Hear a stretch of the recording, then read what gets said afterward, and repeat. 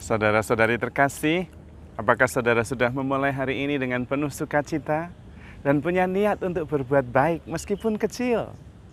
Semoga Tuhan memberkati niat baik saudara. Saya seringkali terheran-heran, mengapa banyak perkawinan berujung pada relasi yang kurang harmonis? Mengapa yang dulunya sangat mencintai satu sama lain, tetapi ujung-ujungnya bisa dingin-dingin dan bahkan relasinya formal? Dan saya menduga ketika merenung-renung sedemikian lama, akhirnya saya mencoba mengambil sebuah kesimpulan kecil. Mungkin belum definitif, tapi bisa membantu kita. Saya merasa bahwa mencintai memang hanya untuk orang-orang tangguh, bukan untuk orang-orang cemen. Karena untuk mencintai harus bisa tekun, harus bisa fokus, harus bisa keluar dari diri sendiri, harus bisa menyangkal diri, harus bisa tidak egois. Dan itu membutuhkan kekuatan, membutuhkan energi, dan membutuhkan latihan. Pribadi-pribadi yang tidak bekerja keras, gampang menyerah, tidak akan bisa mencintai. Dan biasanya akan berakhir dengan kehidupan yang tidak membahagiakan. Karena memang kita diciptakan secitra dan segambar dengan Tuhan yang adalah kasih, cinta kasih. Maka memang semua orang ingin hidup bahagia. Tetapi tidak semua orang tahu jalannya. Jalannya adalah meningkatkan kualitas pribadi kita sehingga kita makin mampu mencintai. Tetapi saya memilih kata-kata yang memang tepat, yaitu kemampuan mencintai. Mencintai adalah sebuah kemampuan, skill yang harus dilatih terus-menerus. Harus berusaha keras untuk mempunyai kemampuan mencintai itu. Orang yang gampang menyerah, orang yang gampang mengeluh, tidak akan mempunyai kekuatan untuk mencintai. Dan tidak akan berakhir dengan kehidupan yang penuh cinta kasih. Karena kerajaan Allah adalah soal damai sejahtera, sukacita, dan cinta kasih. Bukan masalah makanan dan minuman. Dan Tuhan memang berpesan supaya kita mencari dahulu kerajaan Allah.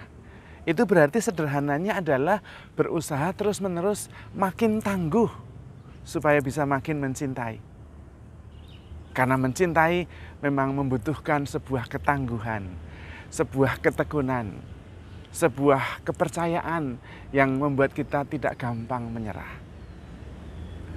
Lembut tidak berarti lemah, kasar, keras tidak berarti kuat. Seringkali mencintai dianggap kelemahan, mencintai dianggap kurang macho. Padahal hanya orang-orang kuat, hanya orang-orang tangguh yang bisa mencintai. Yesus bahkan harus memanggul salib dan wafat di atas kayu salib karena cinta. Maka cinta bukan urusan, bukan masalah orang yang cemen-cemen. Mencintai bukan milik orang-orang yang gampang menyerah, tetapi milik orang-orang yang tekun, yang setia dan rendah hati, yang never give up in loving, dan terus melatih diri untuk bisa makin mampu berkomunikasi, makin mampu mengampuni, dan itu juga membutuhkan energi, kekuatan.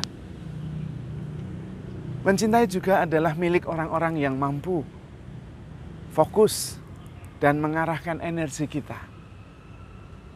Mencintai juga adalah milik orang-orang yang mampu berinvestasi terhadap diri sendiri.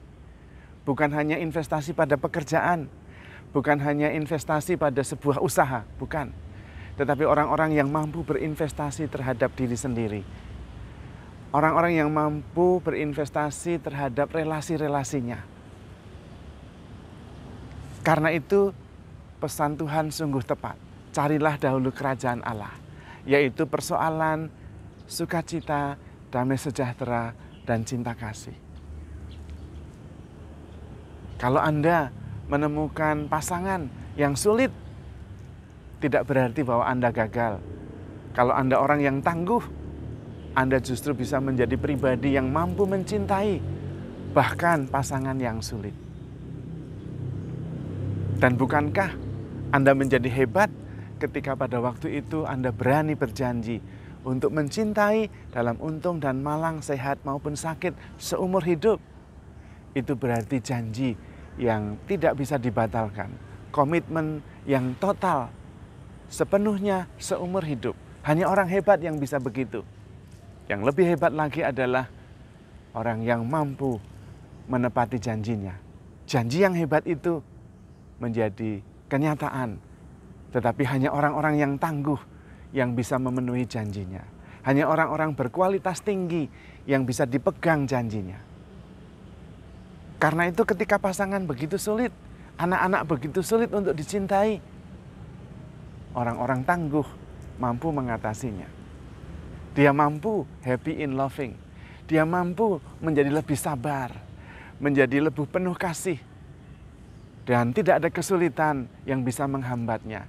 Karena cinta menjadi kekuatan yang memotivasi. Bukan energi yang diharapkan datang dari orang lain. Tetapi kekuatan yang mengalir dari dalam. Karena mampu berinvestasi terhadap pertumbuhan pribadi. Mampu berinvestasi dalam relasi dengan Tuhan. Menimba kekuatan cinta yang berasal dari Tuhan sendiri. Orang-orang yang mampu memanage energinya, fokus pada orang-orang yang dicintainya, fokus pada peningkatan kualitas pribadinya, dialah yang akan hidup berbahagia di dalam cinta. Karena itu gereja selalu mendoakan, sempurnakanlah umatmu dalam cinta kasih. Bersama Bapak Suci Fransiskus dan Bapak Uskup kami. Sempurnakanlah umatmu dalam cinta kasih. Menyempurnakan cinta adalah panggilan semua orang.